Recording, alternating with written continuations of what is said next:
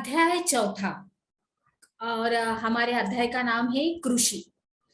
तो चलिए बच्चों, अभी हम लोग इस अध्याय का अभ्यास करेंगे। पौधों से परिष्कृत उत्पादक तक के रूपांतरण में 3 प्रकार की आर्थिक क्रियाएं सम्मिलित है, उसमें शामिल है। तो कौन कौन सी है वो? एक है प्राथमिक, दूसरी है द्वितीयक और तीसरी है तृतीयक। अभी प्राथमिक क्रियाओं के अंतर्गत उन सभी क्रियाओं को शामिल किया जाता है जिनका संबंध प्राकृतिक संसाधनों के उत्पादन और निष्करण से है, जैसे कि कृषि, मत्स्यन और संग्रहण इनके अच्छे उदाहरण हैं। द्वितीय क्रियाएं इन संसाधनों के प्रसंस्करण से संबंधित है। उसके बाद इस्पात, विनिर्माण, डबल रोटी पकाना और कपड़ा बुनना इन क्रियाओं के उदाहरण है। और तृतीय क्रियाएं प्राथमिक और द्वितीय जो क्षेत्र रहते हैं उन क्षेत्रों को सेवा कार्यों द्वारा सहयोग प्रदान करती है। यातायात, व्यापार, बैंकिंग, बीमा और विज्ञापन तृतीय क्रियाओं के उदाहरण है।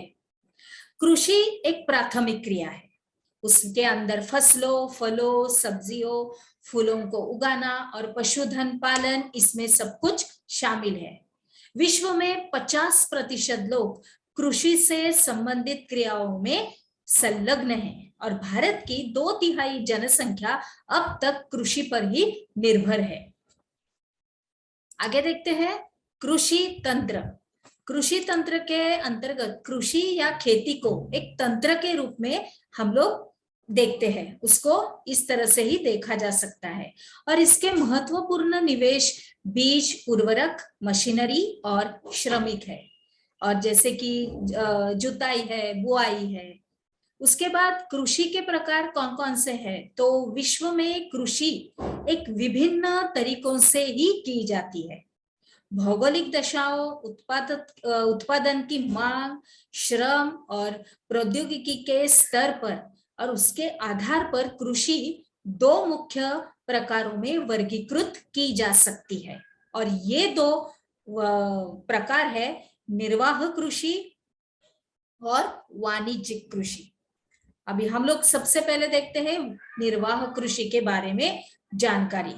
इस प्रकार की जो कृषि रहती है निर्वाह कृषि, वो कृषक परिवार की आवश्यकताओं को पूरा करने के लिए की जाती है। पारंपरिक रूप से कम उपज प्राप्त करने के लिए निम्न स्तरीय प्रौद्योगिकी और पारिवारिक श्रम का उपयोग किया जाता है। और निर्वाह कृषि को पुनर्गहन निर्वाह कृषि और आदिम निर्वाह कृषि में वर्गीकृत किया जा सकता है। उसके बाद हम लोग देखते हैं गहन निर्वाह कृषि। इसके अंतर्गत हम लोग देखेंगे कि किसान इसमें एक छोटे भूखंड पर साधारण औजारों और अधिक श्रम से खेती करता है और अधिक धूप वाले दिनों से युक्त जलवायु और उर्वर मृदा वाले खेत में एक वर्ष में 1 से अधिक फसलें उगाई जा सकती है। और इसमें चावल मुख्य फसल होती है और अन्य फसलों में हम लोग देखते हैं कि गेहूं है, मक्का है, दलहन है और तिलहन शामिल है। अभी गहन निर्वाह कृषि दक्षिणी एवं दक्षिणी पूर्व और पूर्व एशिया के सघन जनसंख्या वाले मानसूनी प्रदेशों में प्रचलित है। अभी आदिम निर्वाह कृषि, अभी इसके अंतर्गत हमें स्थानांतरी कृषि और चलवासी पशुचारण शामिल है। आगे देखते हैं बच्चों स्थानांतरी कृषि। अभी इसके अंदर हम लोग देखते हैं कि अमेज़न बेसिन के सघन वन क्षेत्रों, उसके बाद उष्ण कटिबंधीय अफ्रीका, उसके बाद हम लोग देखते हैं कि दक्षिण पूर्व एशिया, उसके बाद उत्तरी पूर्वी भारत के भागों में ये बहुत ही प्रचलित है। कौन सी? स्थानांतरी कृषि। अभी ये जो कृषि है ये भारी वर्षा और वनस्पति के तीव्र पुनर्जनन वाले क्षेत्र में है। वृक्षों को काटकर उसके बाद उनको जलाकर भूखंड को साफ किया जाता है। तब जो राख होती है उस राख को मृदा में मिलाया जाता है। उसके बाद तथा मक्का, रतालू, आलू और कसावा जैसी फसलों को इसके अंदर उगाया जाता है। अभी भूमि की उर्वरता की समाप्ति के बाद वह भूमि छोड़ दी जाती है और कृषक नए भूखंड पर चला जाता है। स्थानांतरित कृषि को कर्तन एवं दहन कृषि के रूप में भी जाना जाता है। आगे देखते हैं चलवासी पशुचारण। अभी इसके अंतर्गत हम लोग देखते हैं कि सहारा के अर्ध शुष्क और शुष्क प्रदेशों में मध्य एशिया और भारत के कुछ भागों जैसे राजस्थान है, तो उसके बाद जम्मू और कश्मीर में ये बहुत ही प्रचलित है। और इस प्रकार की कृषि में पशुचारक अपने पशुओं के साथ चारे और पानी के लिए एक स्थान से दूसरे स्थान पर निश्चित मार्ग से घूमते हैं और इस प्रकार की गतिविधि जलवायविक बाधाओं और भूभाग की प्रतिक्रिया स्वरूप उत्पन्न होती है।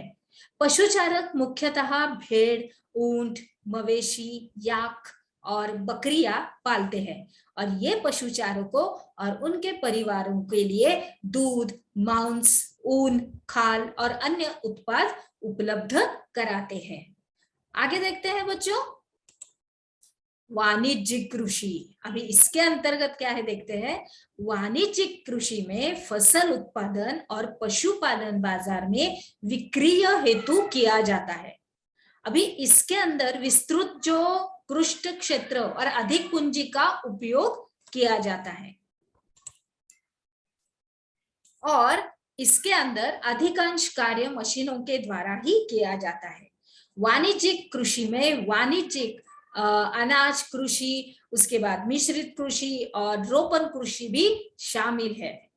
अभी हम लोग देखते हैं कि वाणिज्यिक अनाज कृषि, इसके अंदर फसलें वाणिज्यिक उद्देश्य से उगाई जाती है और गेहूं और मक्का सामान्य रूप से उगाई जाने वाली फसलें है। उसके बाद उत्तर अमेरिका, यूरोप और एशिया के शीतोष्ण घास के मैदान और वाणिज्यिक अनाज कृषि के प्रमुख क्षेत्र है और ये क्षेत्र सैकड़ों हेक्टेयर के बड़े फार्मों से युक्त विरल आबादी वाले हैं। अभी इसके अंदर अत्यधिक ठंड और वर्धन काल को बाधित करती है और केवल एक ही फसल उगाई जा सकती है।